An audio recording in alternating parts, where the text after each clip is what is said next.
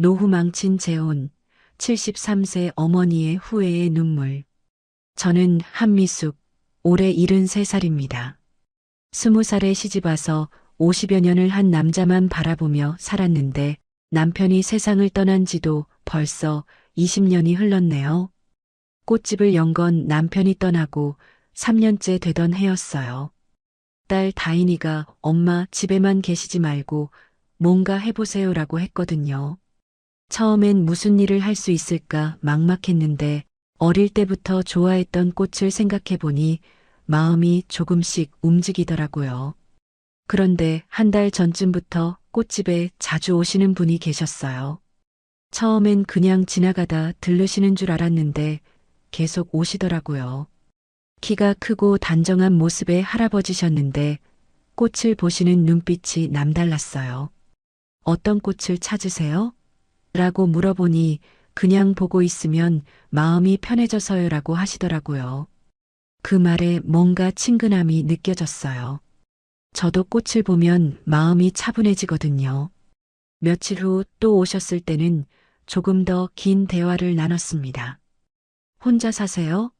라고 물어보시길래 네, 남편이 세상을 떠난 지 오래됐어요 라고 했더니 저도 아내를 먼저 보내고 혼자 지내고 있어요 라고 하시더라고요. 그 순간 묘한 동질감이 느껴졌어요. 같은 외로움을 아는 사람끼리만 나눌 수 있는 그런 시선이었을까요?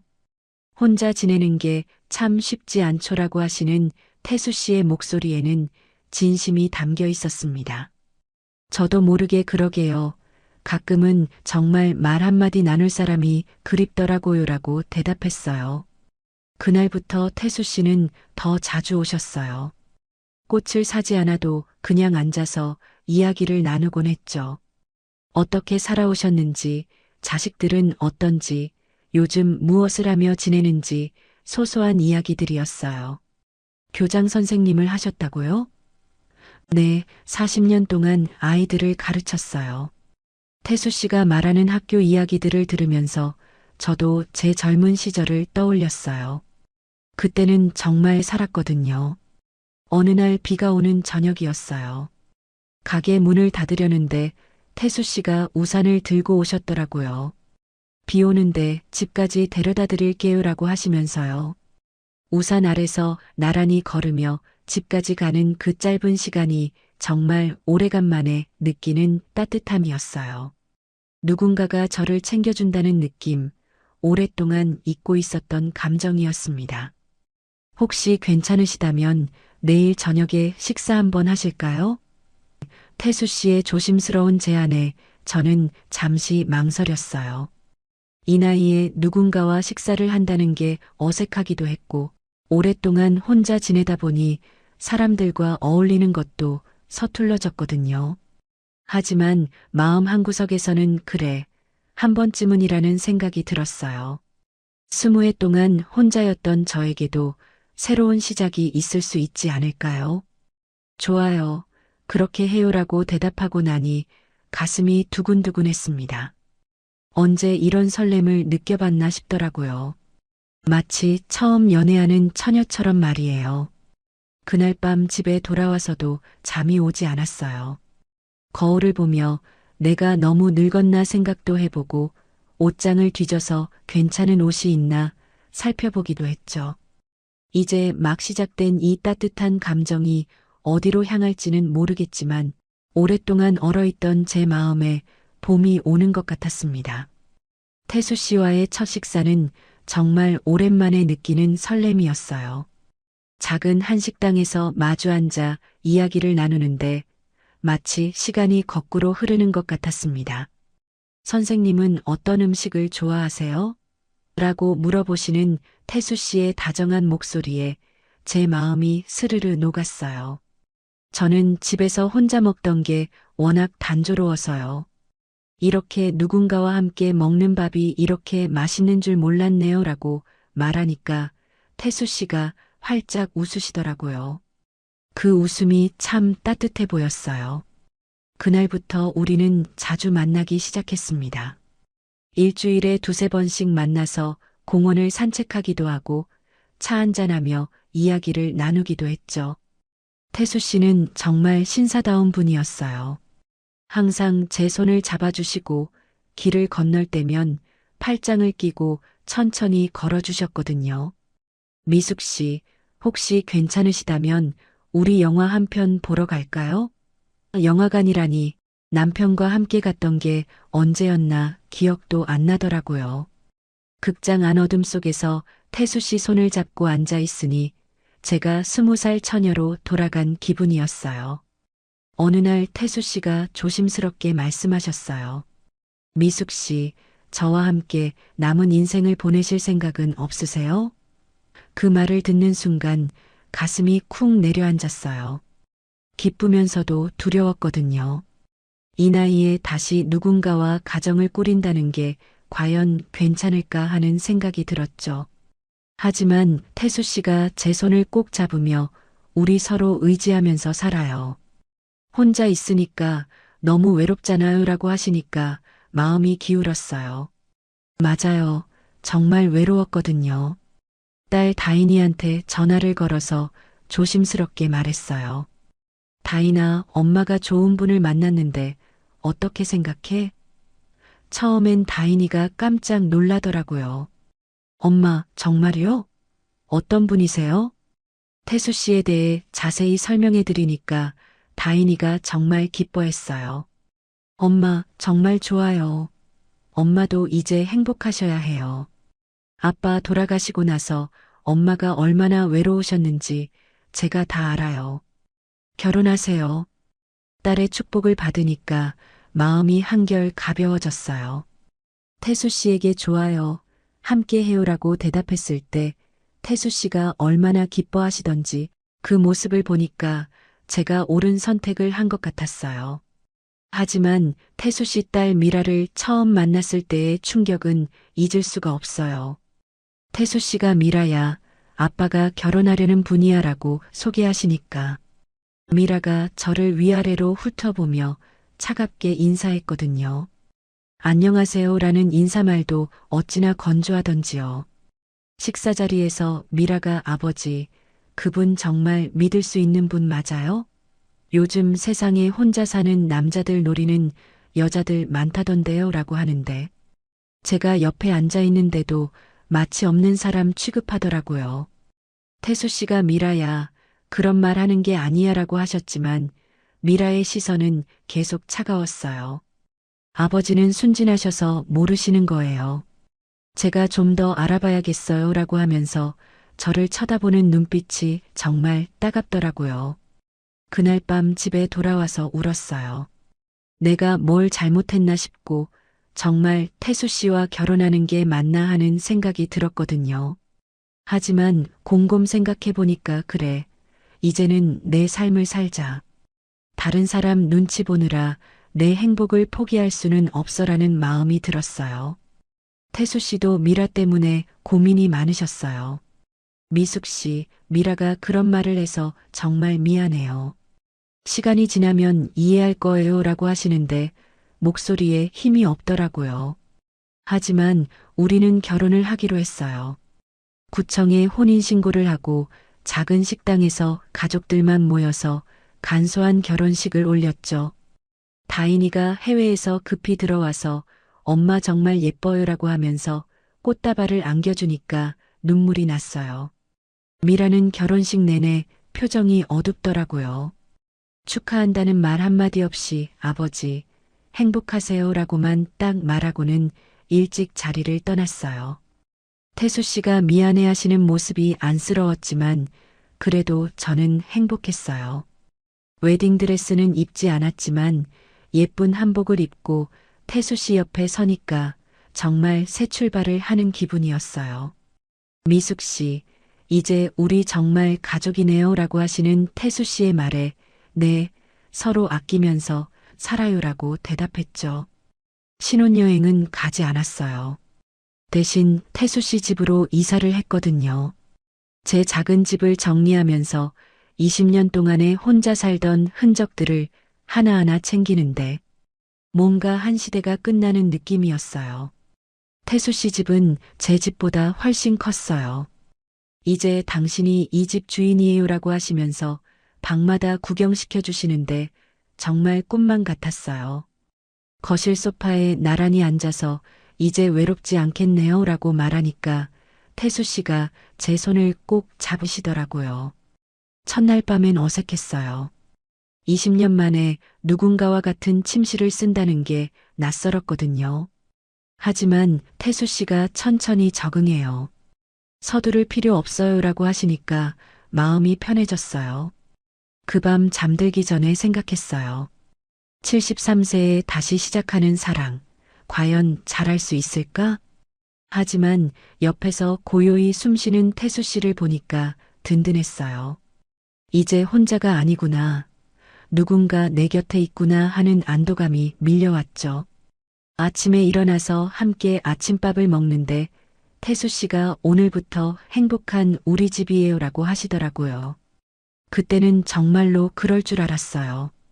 우리가 서로 아끼면서 평온하게 살 수 있을 거라고 믿었거든요. 새로운 시작이라는 건 이런 기분일까요? 가슴이 두근두근하면서도 설레고 불안하지만 희망이 가득한 그런 마음이었어요. 결혼 초기 한 달은 정말 행복했어요. 태수 씨는 여전히 다정한 남편이었거든요. 아침에 일어나면 잘 주무셨어요? 라고 물어보시고 제가 아침밥 준비하는 걸 도와주기도 하셨어요. 당신이 요리하는 모습 보니까 정말 좋네요 라고 하시면서 뒤에서 지켜보시는 모습이 참 사랑스러웠죠. 저녁에 함께 산책을 나가서 동네 한 바퀴 돌면서 이런저런 이야기를 나누는 시간도 좋았어요. 오늘 꽃집에서 어떤 일이 있었어요? 라고 물어보시고 제 하루 일과에 관심을 가져주시니까 정말 오랫동안 잊고 있던 따뜻함이었어요. 하지만 한 달쯤 지나면서부터 조금씩 달라지기 시작했어요. 처음엔 아주 사소한 것들이었죠. 미숙 씨, 식탁 위에 반찬이 너무 많은 것 같네요. 정갈하게 3가지 정도만 놓으면 어떨까요? 그때는 별로 이상하지 않았어요.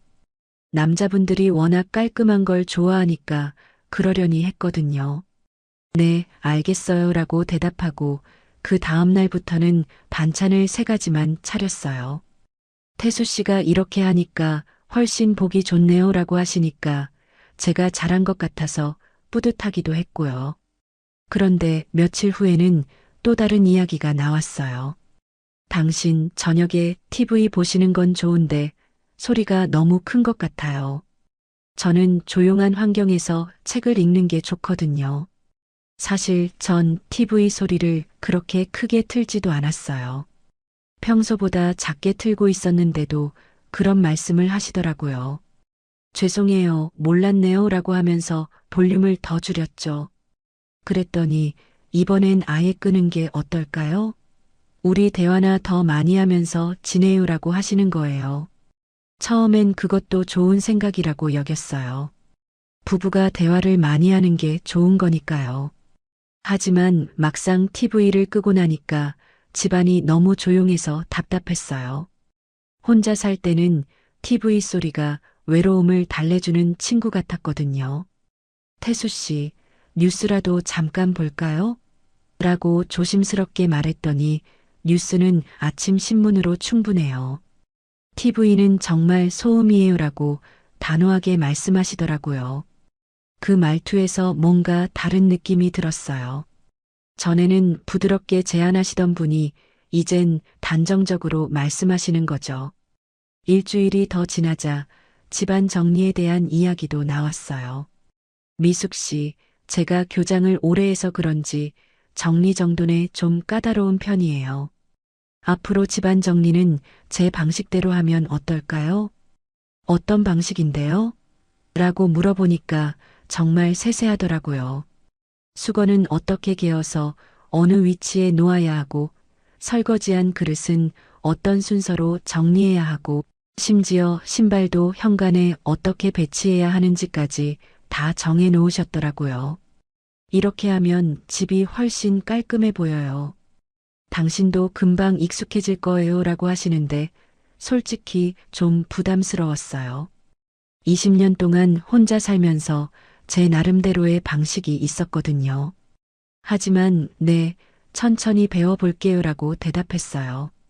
처음엔 그 규칙들을 따라하려고 정말 노력했어요. 수건 하나 개는 것도 태수 씨 방식에 맞추려고 했죠. 하지만 40년 넘게 몸에 밴 습관을 바꾸는 게 쉬운 일이 아니더라고요.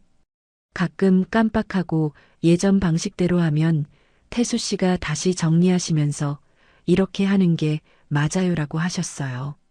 그때부터 집안에서 눈치를 보기 시작했어요. 뭘 할 때마다 이게 태수 씨 방식에 맞나? 를 먼저 생각하게 되더라고요. 설거지를 할 때도, 빨래를 넣을 때도, 심지어 화장실을 사용한 후에도 태수 씨가 원하는 대로 했는지 확인하는 제 모습을 보니까 답답했어요. 어느 날 아침 제가 깜빡하고 반찬을 4가지 차렸어요.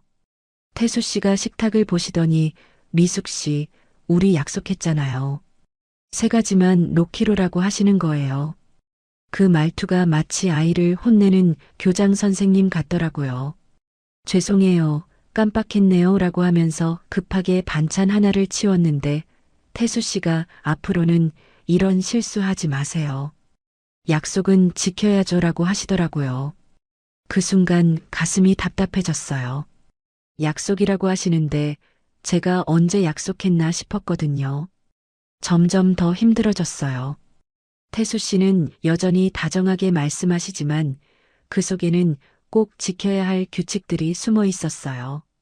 당신을 위해서 하는 말이에요라고 하시면서도 제가 조금이라도 다르게 하면 기분 나빠하시는 게 느껴졌거든요. 특히 꽃집 일에 대해서도 간섭이 시작됐어요. 당신이 꽃집에서 너무 늦게 들어오는 것 같아요. 여자가 밤늦게 혼자 돌아다니는 건 좋지 않아요 라고 하시면서 꽃집 문 닫는 시간까지 정해주시더라고요. 손님이 늦게 오시는 경우도 있어서요 라고 말했더니 그런 손님은 과감히 돌려보내세요. 가정이 우선이잖아요 라고 하시는 거예요. 가정이 우선이라는 말은 맞는데 왜 제가 하고 싶은 일까지 포기해야 하는 건지 이해가 안 됐어요. 어느 날 저녁 친구 종만 아저씨가 꽃집에 들르셔서 차라도 한잔하자고 하셨어요. 오래간만에 만난 친구라 반가웠는데 집에 들어오니까 태수 씨 표정이 어둡더라고요. 누구랑 이야기하느라 이렇게 늦었어요? 라고 물어보시길래 꽃집 근처에 사는 종만 아저씨 아세요? 오래간만에 만나서 잠깐 이야기했어요 라고 했더니 앞으로는 그런 일 없었으면 좋겠네요. 결혼한 여자가 다른 남자와 그런 식으로 시간을 보내는 건 적절하지 않아요 라고 하시더라고요. 그 말을 듣고 정말 당황했어요. 종만 아저씨는 저보다 나이도 많고 그냥 동네 이웃이었는데 마치 제가 무슨 잘못을 한 것처럼 말씀하시니까 기분이 이상했거든요. 그런 뜻이 아니었어요 라고 해명하려 했지만 태수 씨는 당신은 순수해서 모르는 거예요. 제가 경험이 많으니까 제 말을 들어요 라고 하시더라고요. 그날 밤 잠자리에서 계속 생각했어요. 내가 뭘 잘못한 걸까? 정말 태수 씨 말이 맞는 건가? 하지만 한편으로는 나도 내 친구 정도는 만날 수 있는 거 아닌가 하는 생각도 들었어요. 점점 웃음이 사라져갔어요. 예전엔 꽃집에서 손님들과 이야기하는 게 즐거웠는데 이제는 집에 늦게 들어가면 또 뭐라고 하실까봐 조바심이 나더라고요. 집에서도 편안하지 않았어요. 항상 태수 씨 눈치를 보게 되고 뭘 할 때마다 이게 맞는 방식인가 확인하게 되었거든요. 어느 날 거울을 보는데 제 얼굴이 많이 어두워져 있더라고요. 결혼하고 나서 더 밝아질 줄 알았는데 오히려 표정이 굳어 있었어요. 이게 내가 원했던 결혼 생활인가 하는 생각이 들었지만 아니야. 조금 더 적응하면 괜찮아질 거야. 태수 씨도 날 사랑하니까 하는 말이겠지 하면서 스스로를 달랬어요. 그렇게 참으면 가정의 평화가 올 거라고 믿었거든요. 하지만 시간이 지날수록 그 평화는 제가 저를 지우면서 얻는 평화라는 걸 깨닫기 시작했어요. 결혼한 지 2달쯤 되었을 때부터 미라가 자주 집에 오기 시작했어요. 처음엔 일주일에 1번 정도였는데 점점 더 자주 오더라고요. 화요일에 왔다가 목요일에 또 오고 주말에도 당연히 오는 시기였죠. 안녕하세요라고 인사는 하지만 저한테 하는 인사가 아니라 그냥 형식적으로 던지는 말 같았어요. 정작 태수 씨를 보면 표정이 완전히 달라지더라고요. 아빠 어떻게 지내세요? 라고 하면서 환하게 웃는 모습이 저를 대할 때와는 정말 달랐어요. 어느 날 미라가 집안을 둘러보면서 엄마 집 관리 잘하고 계세요? 라고 묻더라고요. 엄마라고 부르긴 하는데 그 목소리에 존경이나 친근함은 전혀 없었어요.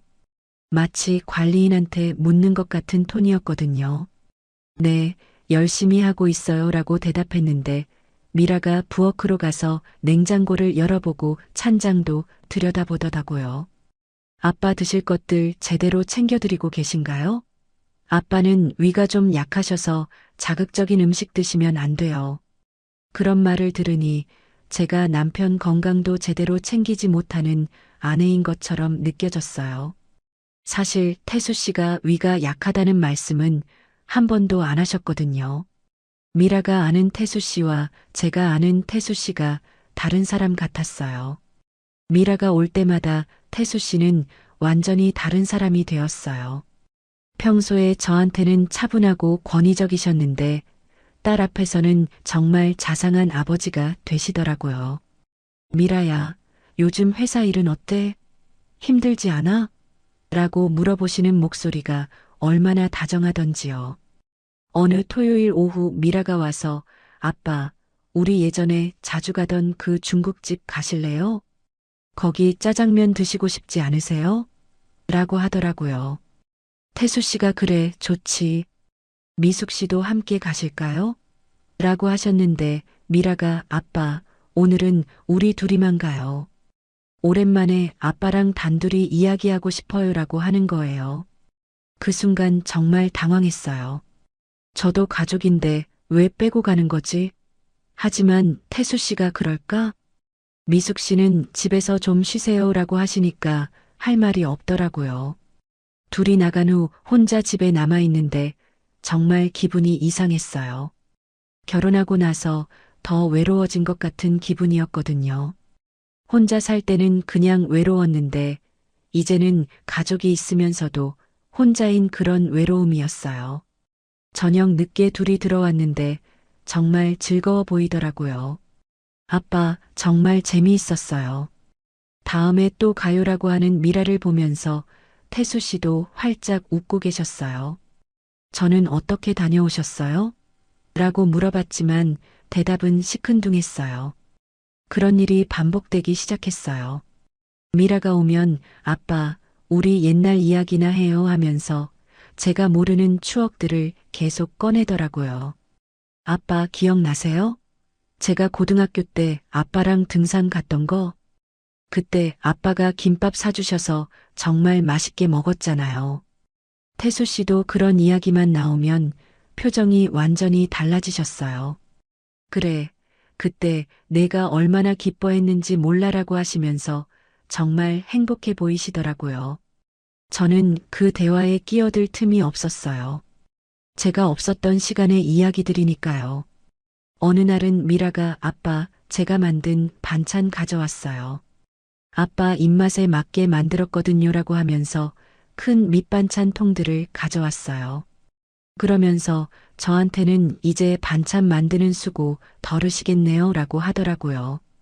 표면적으로는 도움을 주는 것 같지만 왜 그렇게 기분이 나빴을까요? 마치 제가 만든 반찬은 아버지 입맛에 안 맞는다는 뜻으로 들렸거든요. 실제로 태수 씨도 미라가 가져온 반찬을 더 맛있게 드시는 것 같았어요. 제 물건들도 점점 구석으로 밀려나기 시작했어요.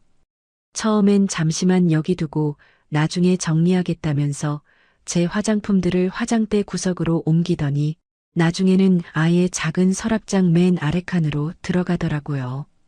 거실 소파에 제가 놓아둔 무릎 담요도 이건 색깔이 소파랑 안 맞네요 라고 하면서 다른 곳으로 치워버렸어요. 대신 미라가 아빠, 새로운 쿠션 사왔어요. 소파가 훨씬 고급스러워 보이죠? 라고 하면서 가져온 쿠션들로 소파를 장식했죠. 하나하나는 작은 일이었는데 그게 쌓이니까 정말 제가 이 집의 주인이 아닌 것 같은 느낌이 들었어요. 제 흔적들이 하나씩 지워져 가는 것 같았거든요.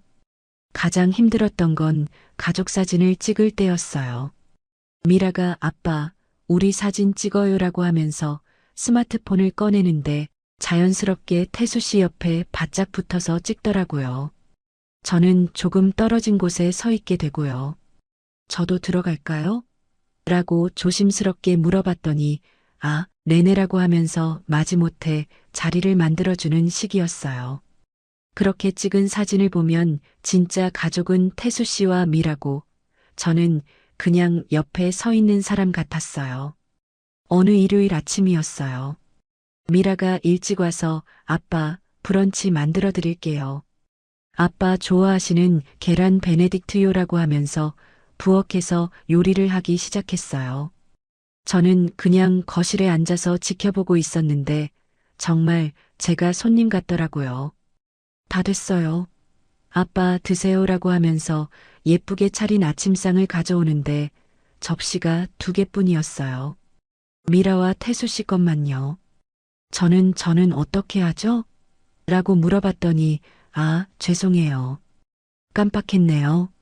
잠깐만요라고 하면서 급하게 제 것도 준비하더라고요. 하지만 그게 진짜 깜빡한 게 아니라는 걸 알 수 있었어요. 애초에 저는 계산에 없었던 거죠. 그 순간 정말 가슴이 답답했어요. 내가 이 집에서 무슨 존재인가 하는 생각이 들었거든요. 태수 씨도 그런 상황들을 보면서 뭔가 느끼셨을 텐데 전혀 문제라고 생각하지 않으시는 것 같았어요. 오히려 딸이 자주 와서 챙겨주니까 좋아하시는 것 같았죠. 저는 점점 이 집에서 투명 인간이 되어가는 느낌이었어요. 물리적으로는 같은 공간에 있지만 정서적으로는 완전히 밖에 서 있는 그런 기분이었거든요. 가족의 일원이라고 생각하고 결혼했는데 정작 진짜 가족은 따로 있는 것 같았어요. 밤에 잠들기 전에 생각했어요. 내가 너무 예민한 건가? 미라도 아버지를 사랑하는 딸이니까 그러는 거겠지 하지만 마음 한구석에서는 계속 불편함이 사라지지 않았어요. 혼자 살 때는 외로웠지만 적어도 제 공간에서는 제가 주인이었는데 이제는 남의 집에서 눈치 보며 사는 것 같은 느낌이 들었어요. 과연 이게 제가 꿈꾸던 결혼 생활인가 하는 의문이 점점 커져갔죠. 그날은 평범한 화요일이었어요. 아침에 꽃집에 나가기 전에 은행 업무를 보려고 ATM에 갔었거든요. 딸 다인이가 며칠 전에 전화해서 엄마 아이 학용품 살 돈이 좀 부족해서요. 죄송한데 조금만 도와주실 수 있을까요? 라고 했거든요. 해외에 살면서 아이 둘을 키우는 게 쉽지 않다는 걸 알고 있었어요. 사위도 열심히 일하지만 생활비가 만만치 않다고 하더라고요. 그래서 얼마나 필요해? 라고 물어보니까 50만 원 정도면 될 것 같아요 라고 조심스럽게 말하더라고요. 제 용돈에서 50만 원 정도야 충분히 보낼 수 있는 금액이었어요. 태수 씨랑 결혼하면서 생활비 걱정은 많이 줄었거든요. 그래서 바로 송금해줬죠. 다이나 보냈다. 아이들한테 필요한 거 사주고 너무 미안해하지 말라고 문자까지 보냈어요. 그런데 그날 저녁 집에 들어가니까 분위기가 이상했어요. 태수 씨가 거실에 앉아 계시는데 표정이 평소와 달리 어둡더라고요. 그리고 소파에 미라가 앉아 있었는데 손에 뭔가 서류 같은 걸 들고 있었어요. 어서 오세요라고 인사했는데 대답이 없더라고요. 미라가 저를 쳐다보면서 앉으세요라고 하는데 그 목소리가 평소보다 훨씬 차가웠어요. 뭔가 잘못된 걸까 싶어서 조심스럽게 소파에 앉았죠. 그때 미라가 들고 있던 종이를 제 앞에 내밀더라고요. 이게 뭔지 아세요? 보니까 통장 거래 내역서였어요. 제 통장에서 오늘 아침에 50만 원이 나간 기록이 선명하게 찍혀 있었거든요. 이게 어떻게, 제 통장인데 어떻게 이 내역을, 정말 당황스러웠어요. 제 개인 통장 내역을 미라가 어떻게 알고 있는 건지 이해가 안 됐거든요. 미라가 차갑게 웃으면서 아버지 명의로 된 가족카드 사용 내역이에요. 당연히 저한테도 통지가 와요라고 하더라고요. 그제야 생각났어요. 결혼하고 나서 태수 씨가 가족카드를 만들어 주셨는데 제가 ATM에서 그 카드를 사용해서 송금한 거였어요. 그 돈 우리 가정에서 나간 거예요. 미라의 목소리가 날카로웠어요. 아버지 돈으로 당신 딸한테 용돈 보낸 거죠?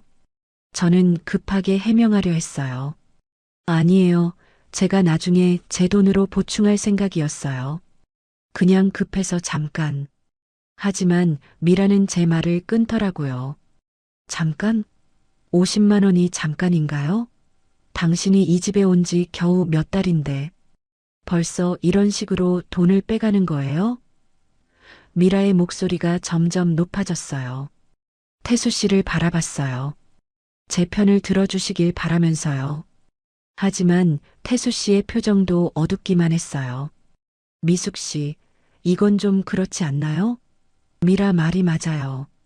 우리 가정의 돈을 당신 딸한테 보내는 건 적절하지 않아요. 그 순간 정말 하늘이 무너지는 기분이었어요. 남편이 제 편이 되어주지 않다니요. 태수 씨, 저는 정말 나중에 갚으려고 했어요. 딸이 급하다고 해서. 하지만 태수 씨는 고개를 저으시더라고요. 미라가 계속 공격했어요. 지금까지 몇 번이나 더 있었을까요? 혹시 이것만이 아니겠죠? 제 가슴이 두근두근 뛰었어요. 사실 한두 번 더 있었거든요. 다인이가 아이들 병원비가 필요하다고 했을 때, 그리고 이사 비용이 부족하다고 했을 때, 작은 금액들을 보낸 적이 있었어요. 아니에요. 이번이 처음이에요라고 거짓말을 했지만, 미라가 정말이요?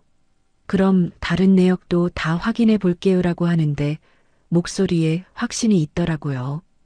아마 이미 다 알고 있었을 거예요. 태수 씨가 한숨을 쉬시면서 당신 딸 문제는 당신이 해결해요. 우리랑 상관없잖아요 라고 하시는 거예요. 그 말을 듣는 순간 정말 숨이 막혔어요. 우리랑 상관없다고요?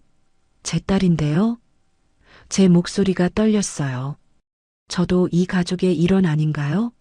제 딸도 이제 태수 씨의 가족이 되는 거 아닌가요? 미라가 비웃듯이 말했어요. 가족? 당신 딸이 언제 우리 가족이 됐어요? 아버지랑 저는 혈육이에요. 혈육이요. 당신이야 결혼으로 들어온 거니까 그렇다 쳐도 당신 딸까지 왜 우리가 책임져야 해요? 그 말을 듣고 정말 화가 났어요. 주먹이 떨렸어요. 그럼 저는 누구의 가족인가요? 저는 여기서 뭐예요? 그냥 가정부예요? 가정부라니요. 그런 말씀 마세요. 태수 씨가 말씀하셨지만 표정은 여전히 차가웠어요. 하지만 당신 딸 일은 정말 별개예요. 우리 가정과는 상관없는 일이에요. 저는 믿을 수가 없었어요. 결혼할 때는 서로 의지하면서 살자고 했잖아요. 그런데 제 딸은 왜 가족이 아니라는 거죠? 미라는 태수 씨의 가족이고 저는 그냥 결혼으로 들어온 사람이고 제 딸은 완전히 남인 거예요? 저희가 결혼할 때 서로 가족이 되는 거라고 했잖아요. 그럼 제 딸도 당연히. 하지만 미라가 또 끼어들었어요. 그건 당신 혼자 생각하는 거예요. 우리가 언제 당신 딸까지 책임지겠다고 했어요? 아버지 맞죠? 미라가 태수 씨를 쳐다보니까 태수 씨가 고개를 끄덕이시더라고요. 그 순간 정말 절망스러웠어요. 제가 뭘 위해 결혼을 했나 싶었거든요. 함께 늙어가면서 서로 의지하자고 했는데 정작 제일 소중한 제 딸은 가족도 아니라는 거잖아요. 그럼 저는 뭐예요? 저는 정말 이 집에서 뭐예요? 목소리가 떨렸어요. 눈물이 날 것 같았지만 참았어요. 이런 상황에서 울면 더 약해 보일 것 같았거든요. 태수 씨가 당신은 제 아내예요. 하지만 그것과 당신 딸 일은 별개예요라고 하시는데 그게 무슨 말인지 모르겠더라고요. 아내는 맞지만 딸은 가족이 아니라는 게 어떻게 가능한 거죠? 미라가 마지막으로 한 말이 정말 잊혀지지 않아요. 앞으로는 이런 일 없었으면 좋겠어요. 당신 개인 일로 우리 가정에 손해 끼치지 마세요. 손해라는 표현을 쓰더라고요. 제 딸을 도와주는 게 이 가정의 손해라는 거예요. 그날 밤 잠을 못 잤어요. 계속 생각해봐도 이해가 안 됐거든요. 나는 이 집의 아내이고 가족인데 왜 내 딸은 아니라는 거죠? 그럼 나는 정말 혼자인 건가요? 태수 씨와 미라는 원래 가족이고 저는 그냥 나중에 들어온 외부인인 건가요? 다음날 다인이한테 전화했어요. 다인아, 미안한데 그 돈 좀 돌려줄 수 있어? 다인이가 깜짝 놀라면서 왜요, 엄마? 무슨 일 있어요? 라고 했지만 사실을 말할 수가 없었어요. 그냥 집안에 돈이 좀 필요해서 미안하다 딸한테 이런 말을 하는 제 자신이 너무 초라했어요. 어머니로서의 제 존재를 완전히 부정당한 기분이었거든요. 그때부터 집안에서 완전히 위축되기 시작했어요. 뭘 할 때마다 혹시 이것도 문제가 될까 하는 생각이 들었거든요. 제가 이 집에서 진짜 가족인지 아니면 그냥 임시로 머물고 있는 사람인지 확신이 서지 않았어요. 가장 힘들었던 건 어머니로서의 제 마음을 아무도 이해해주지 않는다는 거였어요. 딸이 힘들어하면 도와주고 싶은 게 엄마 마음인데 그런 마음조차 잘못된 거라고 하니까 정말 절망스러웠거든요. 태수 씨 생일이 일주일 앞으로 다가왔을 때부터 저는 정말 열심히 준비했어요. 뭔가 특별한 생일상을 차려드리고 싶었거든요.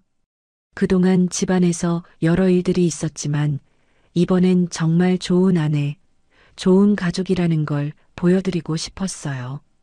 먼저 태수 씨가 좋아하실 만한 음식들을 생각해 봤어요. 평소에 옛날에 어머니가 해주시던 갈비찜이 그립다고 말씀하신 적이 있어서 갈비찜을 준비하기로 했죠. 그리고 좋아하시는 나물들과 전 종류도 여러 가지 만들기로 했어요. 일주일 전부터 장을 보러 다녔어요. 좋은 갈비를 고르려고 정육점을 몇 곳이나 다녔고 나물 재료들도 신선한 것으로 골라왔죠. 꽃집일 끝나고 집에 와서는 밤늦게까지 음식 준비를 했어요. 케이크도 미리 주문했어요. 태수 씨가 달달한 건 별로 안 좋아하셔서 생크림 케이크보다는 단팥이 들어간 전통 케이크를 주문했거든요. 촛불도 예쁜 걸로 골라서 준비해뒀고요. 생일 전날 밤에는 거의 밤을 새다시피 했어요. 갈비찜을 끓이고 전을 부치고 나물을 무치고 손이 부르트도록 일했어요. 중간중간 태수 씨가 이렇게까지 안 해도 되는데 라고 하셨지만 저는 정말 완벽하게 준비하고 싶었거든요. 그날 아침에는 집안 대청소까지 했어요. 구석구석 먼지 하나 없이 깨끗하게 치웠고 예쁜 꽃들도 곳곳에 장식했죠. 거실 테이블에 생일상을 차리는데 정말 예뻤어요. 태수 씨, 어떠세요? 마음에 드세요? 라고 물어봤더니 고생 많이 했네요 라고 하시면서 기뻐하시더라고요. 오후 5시쯤부터 친구분들이 오시기 시작했어요. 태수 씨 동창분들이랑 동네에서 아는 어르신들까지 해서 10명 정도 되었어요. 모든 분들이 상이 정말 잘 차려졌네요 라고 칭찬해 주시니까 저도 뿌듯했어요. 그런데 파티가 시작되기 직전에 미라가 등장했어요. 손에 큰 상자를 들고 왔는데 아빠 깜짝 선물이에요. 라고 하면서 상자를 열어 보이더라고요. 안에는 정말 화려한 케이크가 들어 있었어요. 아빠, 내가 케이크도 주문했어요. 정말 비싼 거예요. 유명한 케이크 집에서 특별히 주문 제작한 거예요.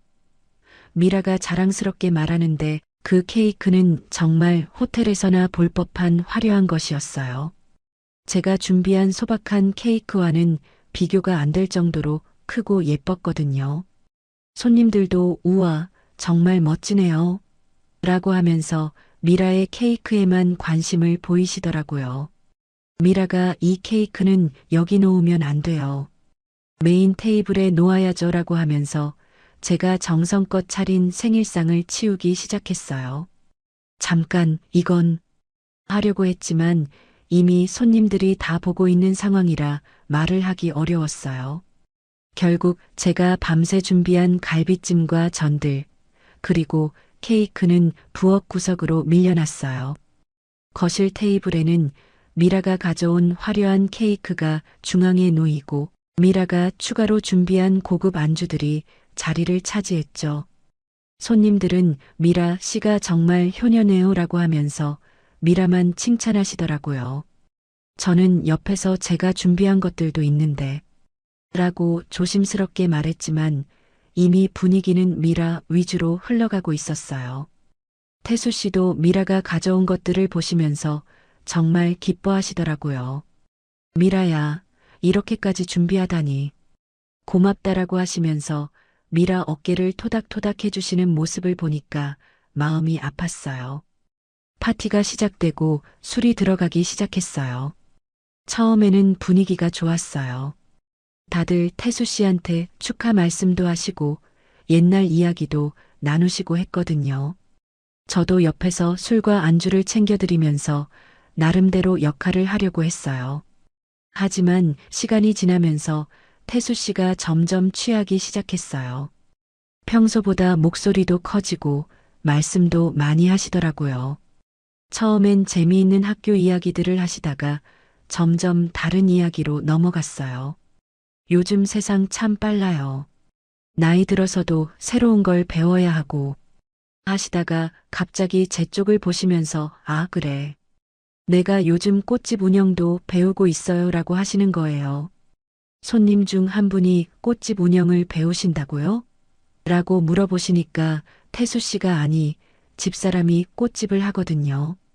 그래서 가끔 도와주러 가요라고 하시더라고요. 그 말을 듣고 좀 이상했어요. 태수 씨는 제 꽃집에 도와주러 오신 적이 없거든요. 오히려 일찍 집에 들어오라고 하시는 편이었는데 왜 그런 말씀을 하시는지 모르겠더라고요. 술이 더 들어가니까 태수 씨가 더 이상한 말씀들을 하시기 시작했어요. 요즘 여자들 참 독립적이야. 나이 들어서도 자기 일하겠다고 하고 하시면서 제 쪽을 힐끗힐끗 보시더라고요. 미라가 아빠 술 그만 드세요라고 말렸지만 태수 씨는 멈추지 않으셨어요. 오히려 더 큰 소리로 내가 뭐하러 꽃집 여자 데리고 왔나? 라고 중얼거리시더라고요. 그 순간 정말 귀를 의심했어요. 꽃집 여자라고 하신 건가요? 저를 그렇게 부르신 건가요? 다른 손님들도 다들 저를 쳐다보면서 어색한 분위기가 되었어요. 손님 중 한 분이 태수 씨, 무슨 말씀이세요? 라고 하셨지만 태수 씨는 더 크게 아니, 집도 내 집이고 돈도 내 돈인데 꽃집에서 온 여자가 뭘 안다고 라고 하시는 거예요. 그 순간 정말 하늘이 무너지는 것 같았어요. 모든 손님들이 저를 보고 있는데 남편이 저를 꽃집 여자라고 부르면서 무시하는 말을 하다니요. 73년 인생에서 이런 굴욕은 처음이었어요. 미라가 아빠 정말 그만해요라고 하면서 태수 씨를 말렸지만 이미 돌이킬 수 없는 말들이 다 나온 후였어요. 손님들도 어떻게 반응해야 할지 몰라 하시며 어색하게 웃고 계셨어요. 저는 그 자리에서 벌떡 일어났어요. 더 이상 참을 수 없었거든요. 죄송합니다. 제가 기분이 좀 안 좋아서 먼저 들어가겠어요 라고 하고 방으로 들어갔죠. 방문을 닫고 침대에 앉으니까 눈물이 쏟아졌어요. 정말 억울하고 분했어요.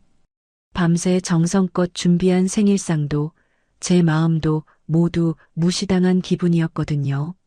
무엇보다 다른 사람들 앞에서 그런 모욕을 당한다는 게 견딜 수 없었어요. 거실에서는 계속 파티가 이어지고 있었어요. 웃음소리도 들리고 미라가 뭔가 설명하는 소리도 들렸어요. 아마 태수 씨가 취해서 한 말이라고 변명하고 있었을 거예요. 하지만 술에 취해서 한 말이라고 해도 그게 진심 아닌가요? 평소에 저를 어떻게 생각하고 계셨는지 그대로 드러난 거 아닌가요? 꽃집 여자. 그 말이 계속 귓가에 맴돌았어요. 그날 밤 손님들이 다 가신 후에도 태수 씨는 저한테 사과 한마디 없었어요. 그냥 술을 너무 많이 마셨네라고 하시면서 잠자리에 드셨어요. 저는 그날 밤 한 잠도 못 잤어요. 계속 생각해 봤거든요. 내가 정말 이 집에서 꽃집 여자일까? 아내가 아니라, 그리고 내가 왜 이런 굴욕을 당하면서까지 여기 있어야 하지? 하는 생각이 끝없이 떠올랐어요. 생일 파티가 끝난 다음 날부터 저는 거의 꽃집에서만 지냈어요. 집에 들어가기가 싫었거든요. 태수 씨 얼굴을 보면 그날 밤 일이 생각나서 가슴이 답답해졌어요. 꽃집 여자라는 말이 계속 귓가에 맴돌았고요. 꽃집에 앉아서 멍하니 있는 시간이 많아졌어요. 손님이 와도 예전처럼 밝게 웃을 수가 없었어요. 어떤 꽃을 찾으세요? 라고 물어보면서도 마음은 다른 곳에 있었거든요. 정말 제가 그냥 꽃집 여자일까? 아내도 아니고 가족도 아닌 그냥 꽃이나 파는 여자일까? 하는 생각이 계속 들었어요. 어느 날 오후 꽃들에 물을 주다가 문득 거울에 비친 제 모습을 봤어요. 언제부터인가 제 얼굴에서 웃음이 사라져 있더라고요. 눈가에는 주름이 더 깊어졌고 입꼬리는 항상 아래로 처져 있었어요. 내가 이렇게 늙어 보였나? 싶을 정도로 초라한 모습이었어요.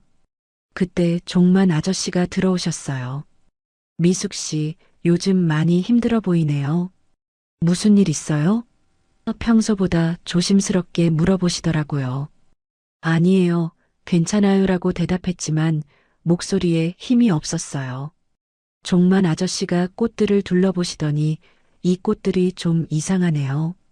물은 주고 계신 것 같은데 왜 이렇게 생기가 없을까요? 라고 하시는 거예요. 정말 그랬어요. 분명히 매일 물을 주고 관리하고 있는데 꽃들이 예전만큼 싱싱하지 않았어요. 사람 마음이 꽃한테도 전달되나 봐요. 미숙 씨가 요즘 힘드시니까 꽃들도 따라서 힘들어하는 것 같아요. 종만 아저씨의 말에 뭔가 찔리는 느낌이 들었어요. 그날 저녁 집에 늦게 들어갔어요. 태수 씨가 왜 이렇게 늦어요? 저녁은 준비 안 하세요? 라고 하시는데 그 말이 왜 그렇게 서운하게 들리는지 모르겠더라고요. 죄송해요. 금방 준비할게요 라고 하면서 부엌으로 갔는데 눈물이 났어요. 며칠 후 또 종만 아저씨가 오셨어요. 이번엔 차라도 한잔하자고 하시면서 꽃집 앞 벤치에 앉았어요. 미숙 씨, 솔직히 말해봐요. 뭔가 잘못되고 있어요. 네가 사라지고 있어. 제가 사라진다고요? 그래요. 예전에 미숙 씨는 어디 가고 지금은 그냥 빈 껍데기 같아요. 눈에 생기도 없고 웃음도 없고 그리고 이 꽃들 봐요. 내가 이상하니까 꽃들도 시들어가고 있어요. 종만 아저씨 말이 정말 맞았어요. 거울을 보면 예전에 제가 아니었거든요. 결혼하면서 더 밝아질 줄 알았는데 오히려 점점 제 자신을 잃어가고 있었어요. 결혼 생활이 힘드세요? 종만 아저씨가 조심스럽게 물어보시니까 더 이상 참을 수가 없었어요. 그동안 쌓였던 이야기들을 다 털어놓았어요. 태수 씨의 규칙들, 미라의 차가운 시선, 생일 파티에서의 굴욕까지 모든 걸 말했어요. 종만 아저씨가 들으시더니 한참 말이 없으시더라고요. 미숙 씨, 그건 결혼이 아니에요. 그건 그냥 견디는 거예요. 네가 네 자신을 지우면서 견디고 있는 거야. 하지만 결혼이라는 게 서로 맞춰가는 거 아닌가요? 맞춰간다는 건 서로가 조금씩 변하는 거지. 한 사람만 완전히 사라지는 게 아니에요. 지금 니는 태수 씨한테 맞추는 게 아니라 아예 네 자신을 포기하고 있어요. 그 말을 듣고 정말 많은 생각이 들었어요. 맞아요. 저는 제 자신을 포기하고 있었어요. 제가 좋아하는 것들, 제가 하고 싶은 것들, 심지어 제 딸을 사랑하는 마음까지도 모두 포기하면서 살고 있었거든요.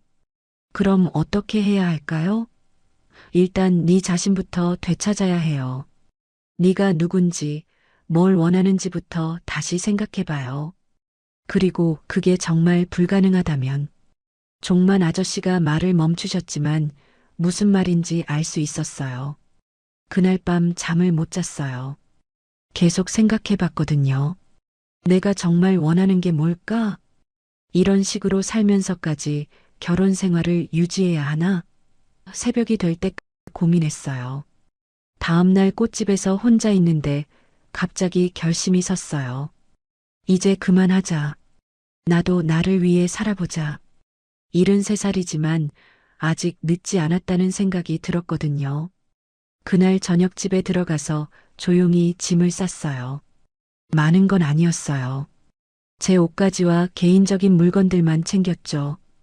20년 동안 혼자 살았던 제 작은 집은 아직 그대로 있었거든요. 다시 그곳으로 돌아가기로 했어요. 짐을 싸면서 생각해 보니 정말 얼마 안 되더라고요. 이 집에서 진짜 제 것이라고 할 수 있는 게 별로 없었거든요. 대부분의 물건들은 태수 씨 것이거나 미라가 가져다 놓은 것들이었어요. 다음 날 아침 일찍 짐을 들고 나가려는데 태수 씨가 깨어나셨어요. 어디 가세요? 그 가방은 뭐예요? 태수 씨, 저는 이제 가겠어요. 제 집으로 돌아갈게요. 태수 씨가 갑자기 화를 내시더라고요. 뭐라고요? 어디 허락도 없이 결혼한 여자가 남편한테 허락도 안 받고 집을 나간다고요? 그 말을 듣는 순간 정말 기가 막혔어요. 허락을 받아야 한다고요? 저는 물건이 아니에요, 태수 씨. 허락을 받을 이유가 없어요. 당신은 내 아내예요. 내 아내가 어디 마음대로 나가요? 내 아내라는 표현에서 느껴지는 게 사랑이 아니라 소유욕이었어요. 저를 사람으로 보는 게 아니라 자신의 소유물로 보고 있다는 걸 그때 확실히 알았어요. 태수 씨, 저는 당신의 소유물이 아니에요. 저도 제 인생이 있어요. 소유물이라니. 그런 말하는 게 아니에요. 하지만 부부는 함께 사는 거잖아요. 함께 산다는 건 서로 존중하면서 사는 거예요. 하지만 저는 여기서 존중받고 있지 못해요. 그냥 당신들 편의에 맞춰서 살고 있을 뿐이에요. 태수 씨가 더 화를 내시면서 당신이 너무 예민한 거예요. 내가 언제 당신을 무시했어요?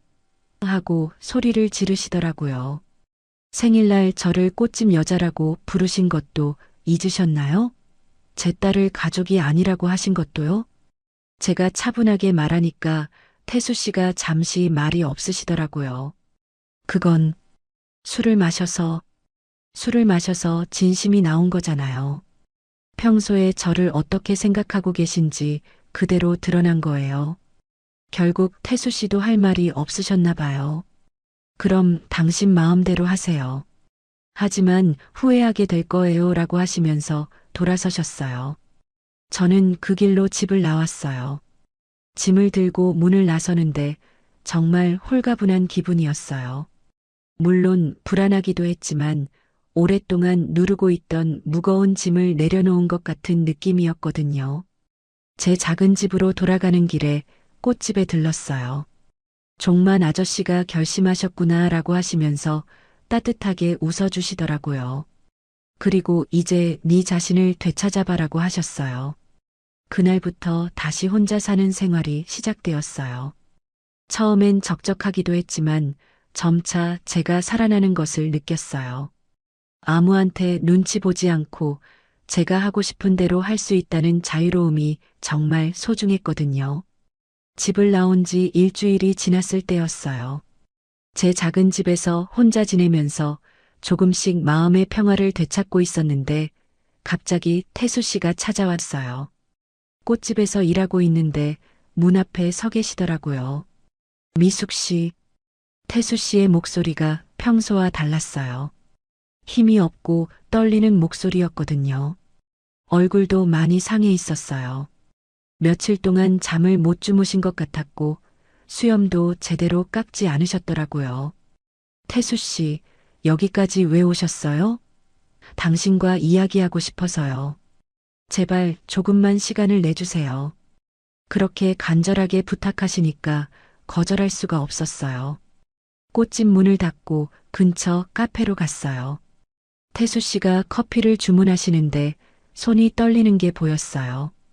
뭔가 많이 힘드셨나 봐요. 미숙 씨, 제가 정말 잘못했어요.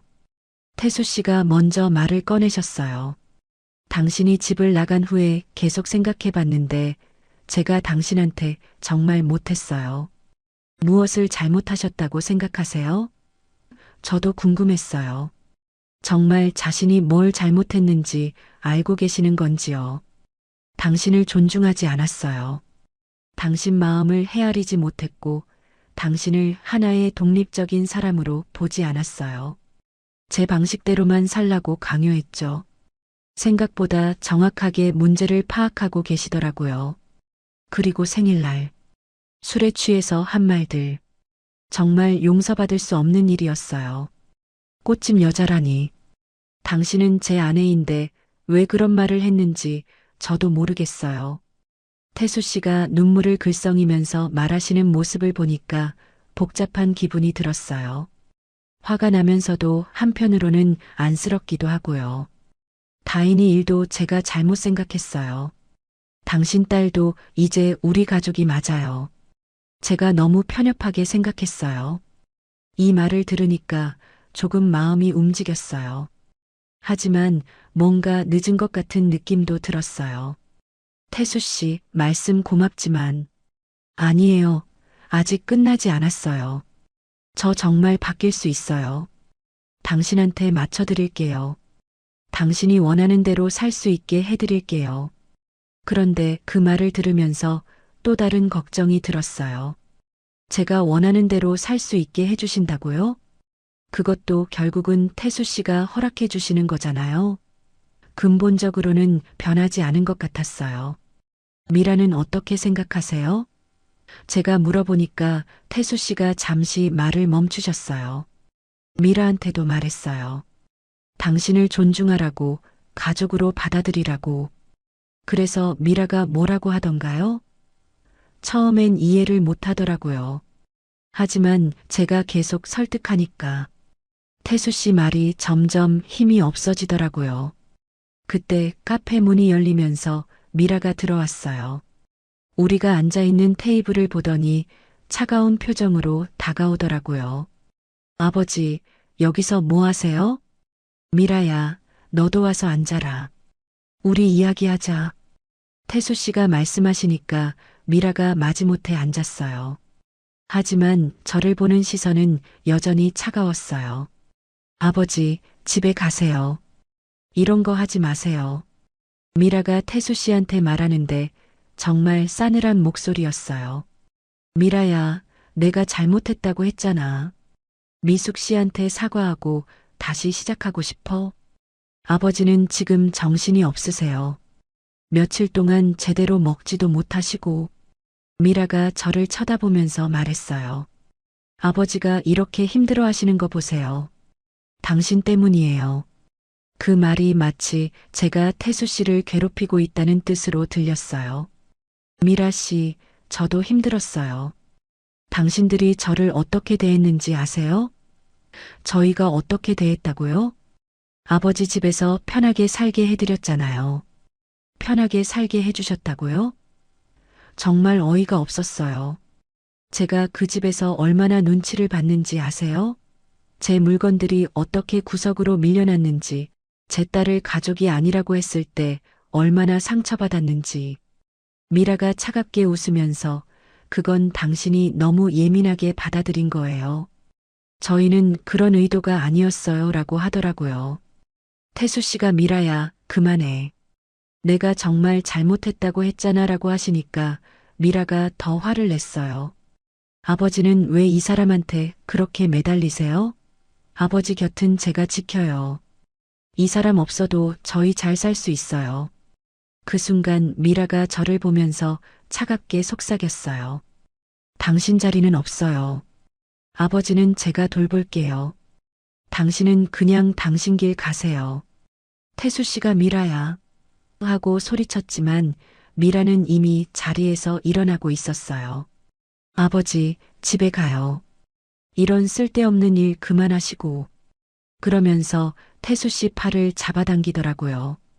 태수 씨가 제게 미숙 씨, 미라가 저래도 신경 쓰지 마세요. 저는 정말 당신이 필요해요라고 하셨어요. 그리고 갑자기 제 앞에서 무릎을 꿇으시더라고요. 카페 안에 다른 손님들이 모두 저희를 쳐다봤어요. 정말 당황스러웠어요. 태수 씨, 일어나세요. 사람들이 다 보잖아요. 내가 잘못했어. 돌아와줘. 제발 한 번만 더 기회를 줘. 태수 씨가 눈물을 흘리면서 매달리시는 모습을 보니까 마음이 아팠어요. 하지만 미라의 차가운 시선도 느껴졌고요. 아버지, 정말 그만해요. 창피하잖아요. 미라가 태수 씨를 일으키려고 하는데 태수 씨는 계속 제게 매달리셨어요. 저는 그 상황에서 무엇을 해야 할지 몰랐어요. 태수 씨의 사과는 진심 같았지만 미라의 태도는 전혀 변하지 않았거든요. 그리고 근본적으로 태수 씨도 완전히 변할 수 있을까 하는 의문이 들었어요. 태수 씨, 일단 일어나세요. 여기서는 이야기하기 어려워요. 태수 씨가 일어나시긴 했지만 계속 애원하는 눈빛으로 저를 보셨어요. 그날 밤 집에 돌아와서 정말 많은 생각을 했어요.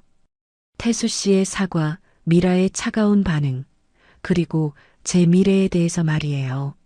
며칠 후 변호사 사무실을 찾아갔어요. 이혼 서류를 준비하려고요. 변호사가 정말 이혼하시겠어요? 상대방이 사과하고 있다면 한 번 더 생각해 보시는 게 라고 하셨지만 제 마음은 이미 정해져 있었어요. 이혼 서류를 손에 쥐고 집으로 돌아오는 길에 정말 복잡한 기분이었어요. 이게 맞는 선택일까? 73살에 다시 혼자가 되는 게 괜찮을까? 하지만 한편으로는 홀가분한 마음도 들었어요. 이제 더 이상 누군가 눈치를 보지 않아도 되고 제가 하고 싶은 대로 살 수 있을 거라는 생각이 들었거든요. 그날 밤 거울 앞에 서서 생각해 봤어요. 내 노후를 망친 재혼이었을까? 아니면 늦게라도 깨달음을 얻은 소중한 경험이었을까? 결혼 전에는 외롭긴 했지만 평온했어요. 결혼 후에는 더 외로웠고 상처도 많이 받았죠. 그럼 이 결혼은 실패였을까요? 이젠 누굴 위해 살아야 할까요? 평생 남편을 위해, 자식을 위해 살았는데, 이제는 정말 저만을 위해 살아도 되는 걸까요? 73살에 새로 시작하는 인생, 과연 어떻게 살아가야 할까요? 여러분이라면 어떤 선택을 하시겠습니까? 사과하는 남편에게 돌아가시겠습니까? 아니면 혼자서라도 자유롭게 사시겠습니까? 제 이야기를 들으신 여러분의 생각이 궁금해요. 남편의 하루 3번의 성욕. 왕성한 70대 대물 남편의 성적 중독. 저는 올해 64세 한정혜입니다. 64살 저에겐 아직도 벅찬 나이입니다. 남편을 일찍 떠나보내고 홀로 살아온 지 벌써 10년이 넘었죠. 아이들은 다 시집장가 갔고 저는 그저 조용히 하루하루를 보내고 있었습니다. 매일 반복되는 일상 속에서 가끔씩 드는 생각이 있었어요. 이렇게 혼자 늙어가는 게 맞나 싶은 마음이었죠. 그런데 친구 소개로 만난 박도연 씨가 제 삶에 들어왔어요. 73세의 나이였지만 여전히 당당하고 든든해 보였습니다. 키도 크고 목소리도 중후했죠. 정혜 씨, 이 꽃이 당신만큼 예쁘지 않네요. 첫 만남부터 이런 말을 자연스럽게 하시는 분이었어요. 얼굴이 화끈거렸던 기억이 납니다. 도연 씨는 정말 다정했습니다. 만날 때마다 꽃다발을 들고 왔고 좋은 식당에 데려가 대접해줬죠. 혼자 있는 게 얼마나 쓸쓸하실까 생각하니 마음이 아파요. 이런 말씀을 하실 때면 가슴이 뭉클했어요. 오랫동안 잊고 있던 감정이 다시 살아나는 것 같았습니다. 이 나이에도 이런 마음이 생기는구나. 처음엔 그저 신기했습니다. 늦은 나이에 다시 설레는 마음을 느끼다니요. 도연 씨와 함께 있으면 시간이 금세 지나갔어요. 이야기도 잘 통했고 저를 배려해주는 모습이 고마웠죠. 문 앞까지 데려다주고 집에 잘 들어갔는지 전화도 해주고요. 특히 기억에 남는 건 비 오는 날이었어요. 갑자기 소나기가 쏟아졌는데 도연 씨가 본인 옷을 벗어서 제 머리 위에 씌워주시더라고요. 정혜 씨가 감기라도 걸리면 어쩌나 걱정돼요. 그때 정말 가슴이 따뜻해졌습니다.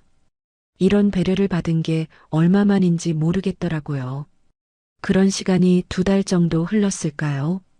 어느 날 도연 씨가 진지한 표정으로 말했어요.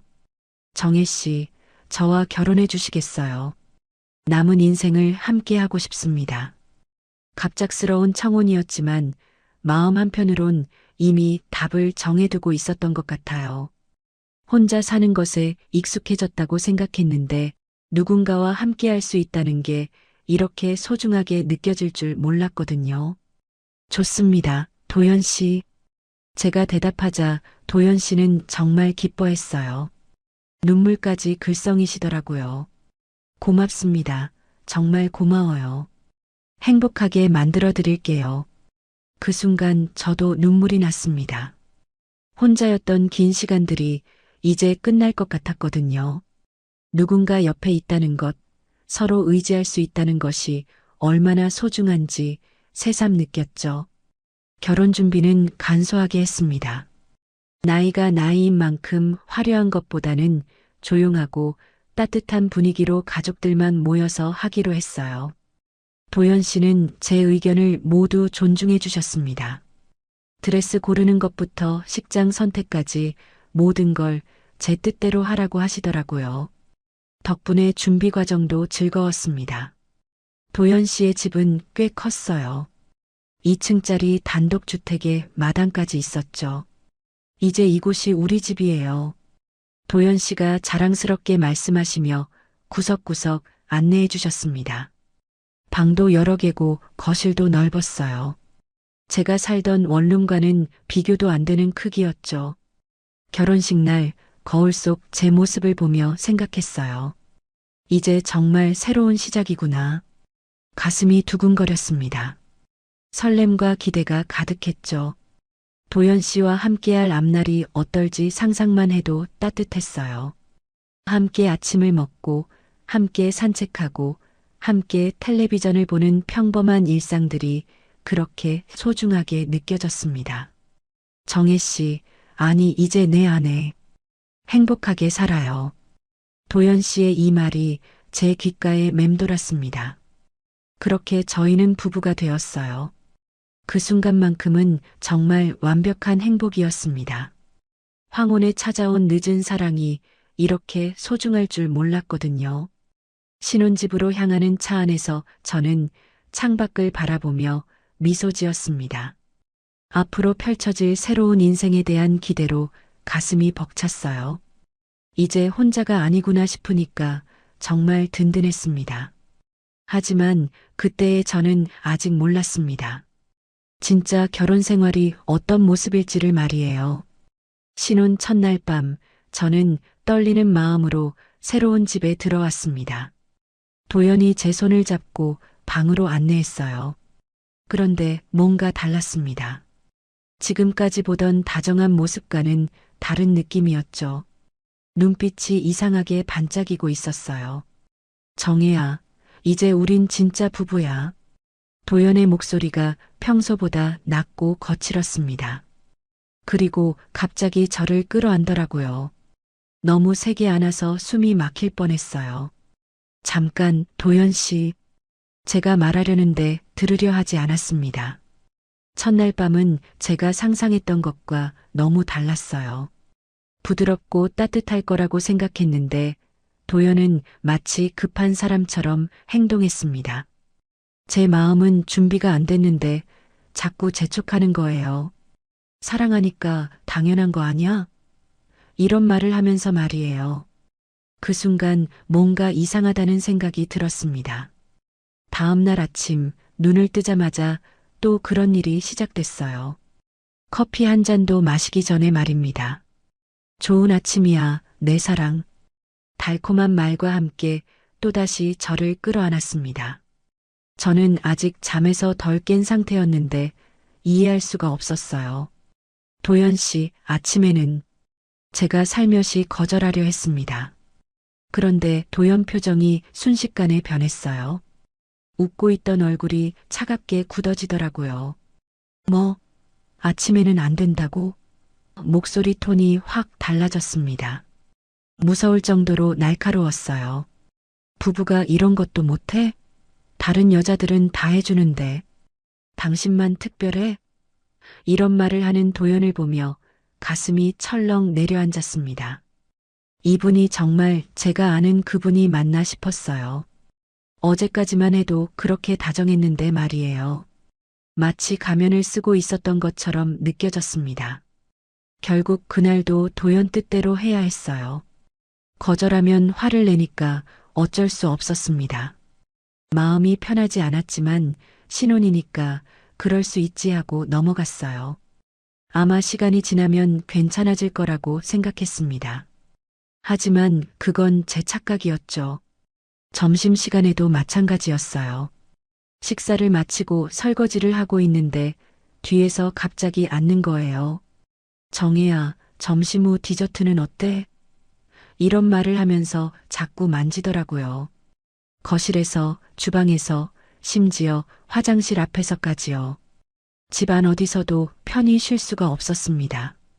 처음엔 애정 표현이라고 생각하려 했어요. 하지만 너무 자주, 너무 갑작스럽게 그러니까 점점 부담스러워졌습니다. 제가 설거지를 하고 있으면 뒤에서 몸을 밀착시키고 빨래를 널고 있으면 갑자기 끌어안고요. 하루 종일 긴장하고 살아야 했어요. 도연 씨, 잠깐만요. 지금은 제가 거절하려 하면 또 그 표정이 나타났어요. 차갑고 무서운 눈빛으로 저를 째려보는 거예요. 왜 자꾸 싫다고 해? 나이 들어서 그래? 이런 말까지 했습니다. 가슴이 너무 아팠어요. 나이 들었다는 말이 이렇게 상처가 될 줄 몰랐거든요. 도연은 제가 거절할 때마다 꼭 이런 식으로 말했어요. 다른 남편들은 바람피는데 나는 당신하고만 하겠다는데. 왜 그래? 부부 생활 거부하면 이혼 사유야. 알고 있어? 이런 협박 섞인 말들을 계속했습니다. 무서워서 더 이상 거절할 수가 없었어요. 밤이 되면 상황은 더 심해졌습니다. 저녁 식사가 끝나고 설거지까지 마치면 보통 9시쯤 됐는데 그때부터 도연은 계속 저를 쳐다보는 거예요. 마치 사냥감을 노리는 것처럼 말이에요. 텔레비전을 보다가도 갑자기 껴안고 책을 읽고 있어도 빼앗아 가고요. 오늘은 좀 피곤해서 제가 조심스럽게 말했을 때였어요. 도연이 갑자기 소리를 지르더라고요. 매일 피곤하다고 하면서 언제 할 거야? 부부 생활이 뭔지 몰라. 그 큰 목소리에 깜짝 놀랐습니다. 이웃집에서 들을까봐 걱정될 정도였어요. 일주일이 지나고 나니까 몸이 정말 힘들어졌어요. 아침에 일어나는 것부터가 고통이었습니다. 온몸이 쑤시고 아팠거든요. 하지만 아침에 눈을 뜨면 어김없이 도연이 제 옆에서 기다리고 있는 거예요. 그 눈빛을 보면 오늘도 또 그런 일들이 반복될 거라는 걸 알 수 있었어요. 점심때도 마찬가지고 밤에도 마찬가지였습니다. 하루에 3번씩이나 그런 일이 계속되니까 제 몸이 견딜 수가 없었어요. 나이가 있다 보니까 회복도 느렸고요. 하지만 도연은 제 상태는 전혀 신경 쓰지 않는 것 같았습니다. 사랑하면 이 정도는 당연한 거야. 젊은 사람들은 매일 하는데 우린 하루에 몇 번 안 하잖아. 이런 말을 하면서 계속 요구했어요. 제가 아프다고 해도 꾀병 부리지 말라고 하고 피곤하다고 해도 그럼 언제 할 거냐고 화를 냈습니다. 도연의 요구는 정말 기계적이었어요. 시간표라도 짜놓은 것처럼 정확했습니다. 아침 7시, 점심 1시, 밤 10시. 마치 약 먹는 시간처럼 정해져 있었어요. 제가 그 시간에 다른 일을 하고 있어도 상관없었습니다. 무조건 중단하고 따라와야 했죠. 한 번은 제가 친구에게 전화를 받고 있었는데도 신호를 보냈어요. 손으로 이리 오라는 손짓을 하면서 말이에요. 전화를 끊으라고 눈짓도 했습니다. 친구와의 대화를 중단하고 전화를 끊어야 했어요. 미안, 나중에 다시 걸게 하고 말이에요. 그렇게 한 달이 지났을 때쯤 저는 도연히 무서워지기 시작했습니다.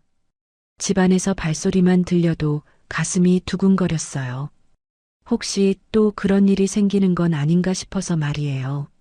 화장실에 가는 것도 조심스러워졌고 부엌에서 일하는 것도 불안했습니다. 도연은 제가 화장실에 너무 오래 있어도 문을 두드렸어요. 뭐 하고 있어? 왜 이렇게 오래 걸려? 하면서 말이에요. 심지어 목욕을 할 때도 중간에 들어와서 같이 하자고 했습니다. 정말 혼자만의 시간이라는 게 없었어요. 결혼한 지 2달쯤 지났을 때였어요. 집에서 계속 이런 일들이 반복되니까 저는 점점 집 밖으로 나가는 것도 두려워졌습니다. 하지만 생활용품을 사야 했고 도연도 함께 장 보러 나가자고 하더라고요. 처음엔 반가웠어요. 밖에 나가면 좀 나아질 거라고 생각했거든요. 마트에 도착해서 장바구니를 들고 쇼핑을 하고 있었습니다. 다른 사람들도 많고 밝은 곳이라 마음이 좀 편해졌어요. 도연도 평소처럼 자상하게 행동하는 것 같았고요. 역시 집에서만 그러는 건가 보다 싶어서 안도했습니다. 하지만 그건 착각이었어요. 세제 코너에서 일이 벌어졌습니다. 제가 세제를 고르고 있는데 도연이 갑자기 뒤에서 허리를 감싸는 거예요. 사람들이 보는 앞에서 말이에요. 도연 씨, 여기서는. 제가 당황해서 말하는데 귓가에 속삭이더라고요. 지금 내가 보고 싶어 미치겠어. 주위를 둘러보니 다른 손님들이 저희를 쳐다보고 있었어요. 얼굴이 화끈거렸습니다. 부끄러워서 어쩔 줄 몰랐어요. 도연 씨, 사람들이 봐요. 제가 말했는데 오히려 더 세게 안더라고요. 남편이 아내한테 애정 표현하는 게 뭐가 이상해? 그때 도연이 제 손목을 잡았어요. 너무 세게 잡아서 아플 정도였습니다. 잠깐 나와. 이런 말을 하면서 저를 끌고 가려는 거예요. 어디로요? 제가 물었는데 대답하지 않고 계속 끌어당겼어요. 장바구니는 그대로 두고 말이에요. 주차장까지 끌려나갔습니다. 도연이 차 문을 열고 저를 밀어 넣으려 하더라고요. 도연 씨, 뭐 하는 거예요? 제가 저항했는데 힘으로는 당할 수가 없었어요. 결국 차 안에 들어가야 했습니다. 주차장에는 사람이 별로 없었지만 혹시 누가 볼까봐 무서웠어요. 여기서는 안 돼요.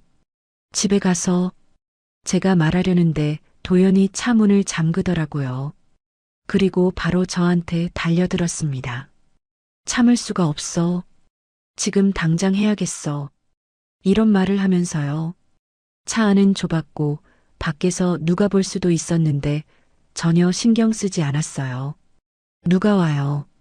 여기서는 정말 안 돼요. 제가 간절히 말했는데 들으려 하지 않았습니다. 오히려 그럼 더 빨리 해 이런 말만 했어요. 정말 믿을 수가 없었습니다. 공공장소에서 이런 일을 하다니요. 차 유리가 투명해서 밖에서 보일 수도 있는데 말이에요. 그 일이 끝나고 나서 저는 정말 창피해서 어쩔 줄 몰랐어요. 다시 마트 안으로 들어가기도 부끄럽고 혹시 누가 봤을까봐 불안했습니다. 도연은 아무렇지도 않은 듯이 이제 장 보러 들어가자 하더라고요. 마치 방금 전 일이 당연한 것처럼 말이에요. 그날 집에 돌아와서 생각해 봤어요. 이게 정상인가 싶었습니다. 결혼 전에는 이런 모습을 전혀 보여주지 않았는데 결혼하고 나니까 완전히 다른 사람이 된 것 같았어요. 마치 가면을 벗어버린 것처럼요. 그리고 더 무서운 건 이런 일이 한 번만 일어난 게 아니라는 거였습니다. 며칠 후에는 병원에 갔을 때였어요. 제가 정기검진을 받는 날이었는데 도연이 함께 갔습니다. 대기실에서 기다리고 있는데 갑자기 제 무릎에 손을 올리더라고요. 그리고 자꾸 위로 올라오는 거예요. 도연 씨, 여기 사람 많아요. 제가 말했는데도 멈추지 않았어요. 화장실 가자. 도연이 갑자기 이런 말을 했습니다. 왜요? 제가 물었는데 눈빛만 봐도 알 수 있었어요. 또 그런 생각을 하고 있다는 걸 말이에요. 안 돼요. 여기는 병원이에요. 제가 거절했는데 표정이 차갑게 변하더라고요. 그럼 차에서 하자. 이런 말까지 했어요. 병원 주차장에서 말이에요. 정말 믿을 수가 없었습니다. 정말 안 돼요. 사람들이 다 봐요. 제가 강하게 거절하니까 화를 내기 시작했어요. 왜 자꾸 거절해? 남편한테 이러기야? 그때 간호사가 제 이름을 불렀어요. 진료 시간이 된 거였죠. 다행히 그 상황을 벗어날 수 있었습니다. 하지만 진료받는 동안에도 마음이 편하지 않았어요. 밖에서 도연이 기다리고 있다고 생각하니까 불안했거든요. 진료가 끝나고 나가면 또 무슨 일이 생길지 모르겠다는 생각이 들었어요. 집으로 돌아오는 길에도 마찬가지였습니다. 신호등에서 기다리고 있는데 갑자기 제 손을 잡고 자신의 몸에 대더라고요. 도연 씨, 운전 중이잖아요. 제가 놀라서 말했는데 괜찮아. 신호등이잖아. 이런 대답을 했어요. 정말 위험한 행동이었는데 전혀 신경 쓰지 않았습니다. 이제는 집 안에서도 상황이 더 심해졌어요. 전에는 아침, 점심, 저녁 정도였는데 이제는 시간을 가리지 않았습니다. 제가 청소를 하고 있으면 갑자기 뒤에서 안고 빨래를 개고 있으면 옆에 와서 만지고요. 심지어 제가 화장실에 있을 때도 문을 두드렸어요. 정혜야, 뭐 하고 있어? 너무 오래 있는 것 같은데. 이런 말을 하면서 계속 재촉했습니다. 정말 혼자만의 시간이 없었어요. 화장실도 편히 갈 수 없을 정도였으니까요. 목욕할 때도 마찬가지였습니다. 중간에 들어와서 같이 하자고 했어요. 도연의 그림자만 봐도 이제는 가슴이 뛰기 시작했습니다. 무서운 의미로 말이에요. 설렘이 아니라 공포였어요. 복도에서 발소리만 들려도 긴장했고 문 열리는 소리만 들어도 움츠러들었습니다. 이런 게 정상적인 부부 생활인지 의문이 들기 시작했어요. 어느 날 친구에게 전화가 왔을 때였습니다. 오랜만에 안부를 묻는 전화였는데 도연이 옆에서 자꾸 방해를 했어요. 손으로 이리 오라는 신호를 보내고 전화 끊으라는 눈짓을 했습니다. 미안, 나중에 다시 걸게. 결국 전화를 끊어야 했어요. 왜 전화를 끊었어? 친구가 나중에 다시 걸어와서 물어봤을 때 뭐라고 대답해야 할지 모르겠더라고요. 남편이 있어서 그랬어. 이런 말밖에 할 수 없었습니다. 하지만 친구는 이상하게 생각하는 것 같았어요. 남편이 있으면 전화 못해? 이런 반응이었거든요. 그때 깨달았어요. 이게 정상이 아니라는 걸 말이에요. 다른 집은 이렇지 않다는 걸요. 친구들 이야기를 들어보면 남편이 있어도 전화 통화 정도는 자유롭게 했거든요. 하지만 우리 집은 달랐어요. 도연이 모든 걸 통제하려고 했습니다. 밤에 잠들기 전에 생각했어요. 이건 사랑이 아니야. 사랑이라는 이름으로 포장된 소유욕이었습니다. 저를 하나의 물건처럼 대하는 것 같았어요. 언제든지 자신이 원할 때 사용할 수 있는 물건 말이에요. 이런 생각을 하니까 더 무서워졌습니다. 그리고 더 끔찍한 건 이제 집 밖에서도 이런 일들이 일상이 되어가고 있다는 거였어요. 마트에서, 병원에서, 차 안에서, 어디든 상관없었습니다. 도연에게는 장소가 중요하지 않았어요. 오직 자신의 욕구만 중요했을 뿐이죠. 저는 점점 더 작아져 가고 있었습니다. 무엇보다 힘든 건 도연의 변한 모습이었습니다. 연애할 때는 그렇게 배려심이 많았는데 결혼하고 나니까 완전히 다른 사람이 된 것 같았어요. 제 기분이나 상태는 전혀 고려하지 않고 본인 욕구만 채우려고 하는 거예요. 밤에 잠들기 전에 생각했습니다. 이게 정말 결혼 생활인가? 이게 사랑인가? 가슴이 답답하고 숨이 막히는 것 같았어요. 하지만 이제 와서 어떻게 할 수도 없었습니다. 이미 결혼을 했는데 말이에요. 그리고 더 무서운 건 이제 집 밖에서도 이런 일들이 시작된다는 걸 아직 몰랐다는 거였어요. 결혼한 지 석 달이 지나면서 저는 집 안 곳곳을 자세히 둘러볼 여유가 생겼어요. 아니, 정확히 말하면 도연의 눈을 피해 숨을 곳을 찾다가 이상한 것들을 발견하게 된 거였습니다. 처음에는 별것 아니라고 생각했는데 점점 그 조각들이 모여서 무서운 그림을 그리기 시작했어요. 어느 날 오후 도연이 외출한 사이에 욕실 청소를 하고 있었습니다. 평소보다 꼼꼼히 하려고 거울 뒤쪽까지 닦고 있었는데 거기서 이상한 걸 발견했어요. 붉은 립스틱 자국이 거울 모서리에 묻어 있었습니다. 오래된 것 같았지만 완전히 지워지지는 않은 상태였어요. 처음엔 제가 묻힌 건가 싶었는데 아니었어요. 저는 그런 진한 빨간색 립스틱을 쓰지 않거든요. 게다가 그 높이는 저보다 훨씬 높은 곳이었습니다. 키가 큰 사람이 거울에 입술을 댄 것 같았어요. 전부인 것일까? 하는 생각이 스쳤지만 금세 머리에서 지웠어요. 별일 아닐 거라고 생각했거든요. 며칠 후에는 옷장을 정리하다가 또 이상한 걸 발견했습니다. 도연 옷 사이에서 긴 머리카락이 나온 거예요. 검은색이고 허리까지 내려올 정도로 긴 머리카락이었습니다. 저는 단발이라 제 것이 아니라는 걸 바로 알 수 있었어요. 그것도 한 가닥이 아니라 여러 가닥이었습니다. 도연 씨, 이게 뭐예요? 저녁에 도연이 들어왔을 때 물어봤어요. 그런데 도연 표정이 순간적으로 굳어지더라고요. 뭔 얘기야? 옷장에서 긴 머리카락이 나왔어요. 제가 말하니까 그건 청소할 때 못 찾은 거겠지.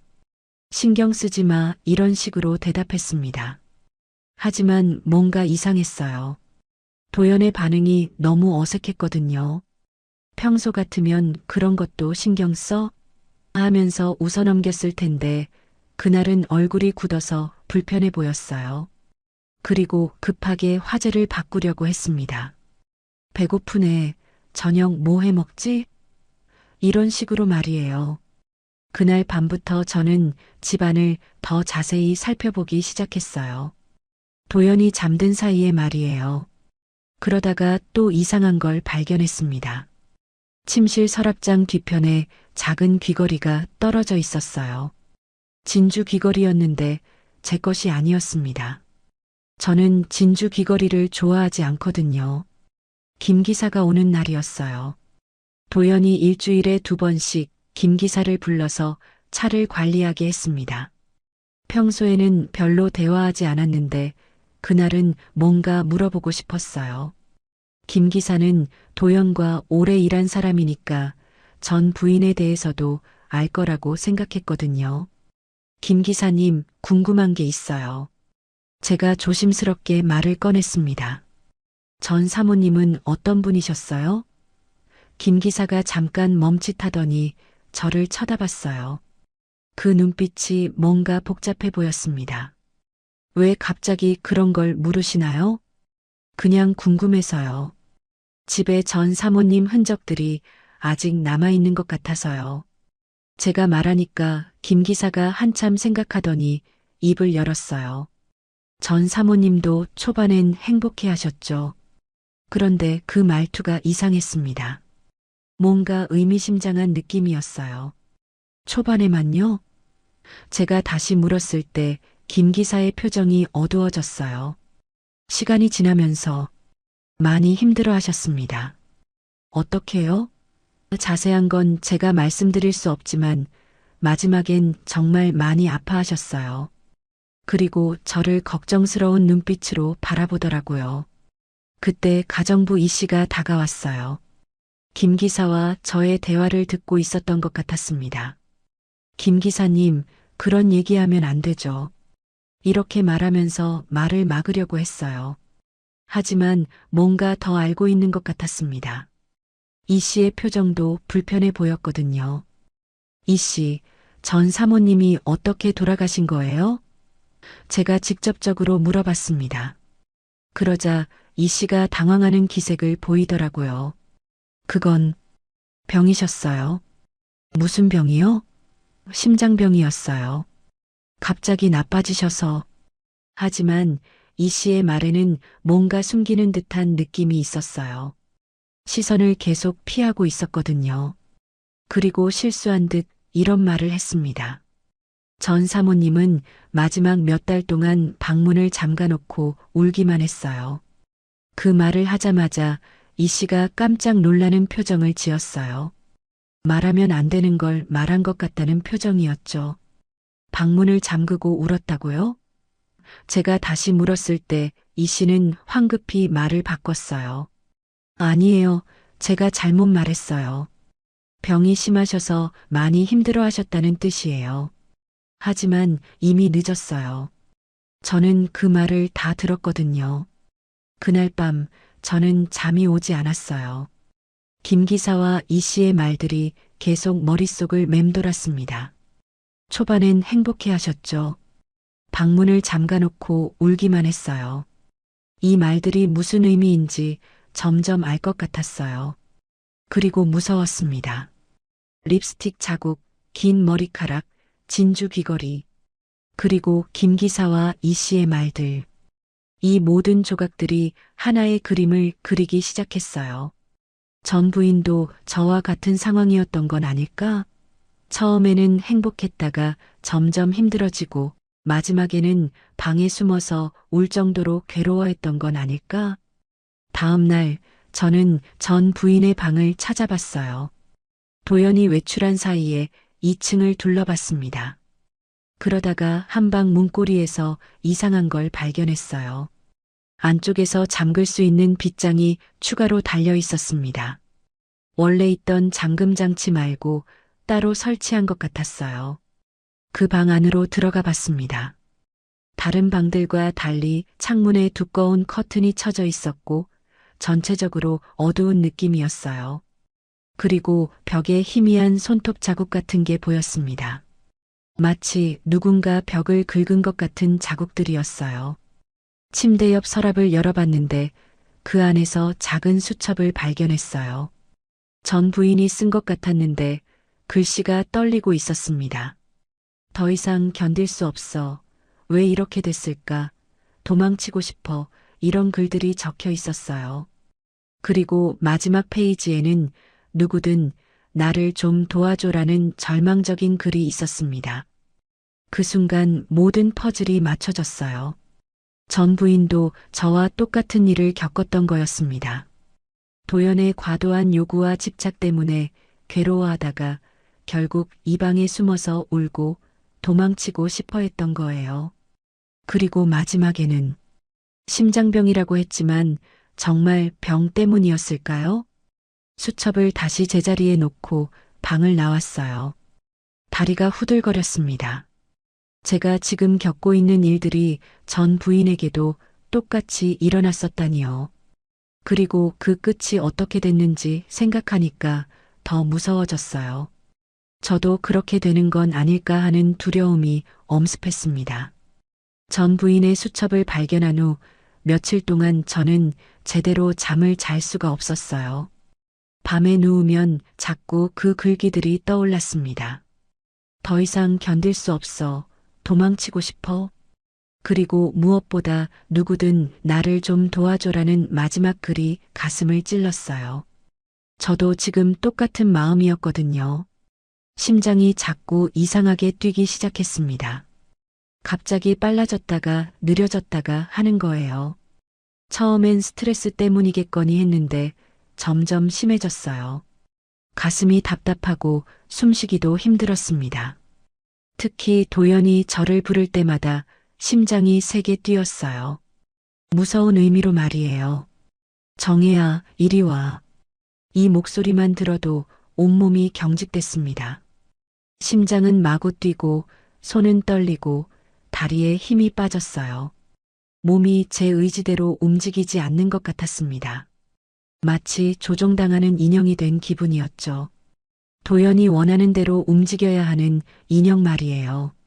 어느 날 아침 일어나려는데 가슴이 너무 아팠어요. 마치 누군가 가슴을 짓누르는 것 같았습니다. 숨을 쉬려고 해도 공기가 들어오지 않는 것 같았어요. 도연 씨, 병원에 가야 할 것 같아요. 제가 말했는데 도연은 평소처럼 저를 안으려고 했어요. 먼저 이거부터 하자. 도연이 말했지만 저는 정말 숨이 막혀서 어쩔 수 없었어요. 정말 아파요. 숨이 안 쉬어져요. 제가 간절히 말하니까 그제야 심각하게 받아들이더라고요. 그럼 병원 가자. 하지만 그 말투에서도 짜증이 묻어났어요. 병원에 도착해서 검사를 받았습니다. 심전도, 심장 초음파, 혈액 검사까지 다 했어요. 결과를 기다리는 동안 가슴이 계속 두근거렸어요. 혹시 정말 큰 병이 있는 건 아닐까 하는 걱정도 있었지만 한편으로는 뭔가 확실한 이유가 있었으면 좋겠다는 생각도 들었어요. 의사 선생님이 심각한 표정으로 결과를 설명해 주었습니다. 부정맥이 있고 심장에 부담이 많이 가고 있는 상태입니다. 스트레스성일 가능성이 높아요. 지금 상태로는 심장 압박 위험이 있습니다. 절대 스트레스를 받으면 안 되고 충분한 휴식이 필요해요. 스트레스 요인을 찾아서 제거하는 게 가장 중요합니다. 특히 신체적, 정신적 부담을 주는 일들은 당분간 피하셔야 해요. 의사 선생님의 말을 들으니까 마음 한편으론 안도됐어요. 이제 도연에게 거절할 명분이 생긴 거잖아요. 의사가 하지 말라고 했다고 말할 수 있으니까요. 집으로 돌아오는 길에